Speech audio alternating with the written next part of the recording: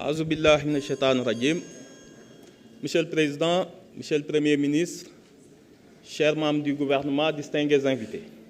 Monsieur le Premier ministre, nous avons écouté avec patience le discours de politique générale que vous nous avez tenu au nom du gouvernement. Nous sommes conscients, et le Président de la République, Bassirou Diomaye Diakhar Faye, l'a rappelé si souvent, ce mandat sera celui des réformes institutionnelles. Le marqueur de ce mandat sera celui des réformes institutionnelles. Nous savons tous ce qu'on a vécu il n'y a pas longtemps, qu'il s'en est fallu de peu que le Sénégal ne tombât dans l'effondrement total. Certains ici, dans l'hémicycle comme dans le public, emportent même les stigmates de la répression dans leur chair. Nous avons vu, du haut du désir et de la volonté d'un homme, toutes les institutions de cette République, tous les pouvoirs vassalisés, mis au banc, mis au pas, et qui n'obéissaient plus à l'ordre républicain, mais à un ordre politique sous-jacent. Pour sortir de ce traumatisme qu'on a tous vécu, il est important de rappeler que la volonté du président de réorganiser l'exécutif pour donner plus de pouvoir au Premier ministre est un acte salutaire dont nous attendons les premières orientations. Nous, ici à l'Assemblée nationale, pour mieux accomplir notre rôle, nous le savons, qui sera essentiel, notamment depuis la suppression du HCCT et du 16, qu'on devra aussi représenter les collectivités territoriales dans nos commissions, que l'Assemblée nationale n'est ni constitutionnellement armée, ni dans le règlement intérieur pour être un pouvoir indépendant.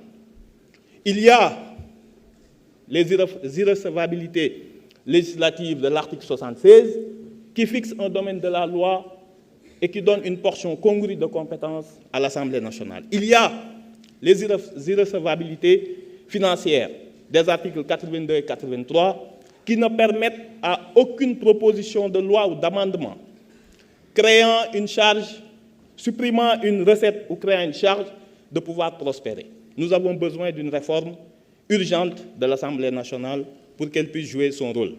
Nous savons aussi que vous avez initié la réflexion autour de la création d'une Cour constitutionnelle. Nous l'attendons avec impatience. Il y a trop de zones grises dans notre Constitution, qui fait que l'actuel Conseil constitutionnel ne peut remplir son rôle de façon efficiente, déclarant un peu trop souvent son incompétence. Nous pensons que ces zones grises doivent être adressées. Nous savons qu'il y a le projet aussi.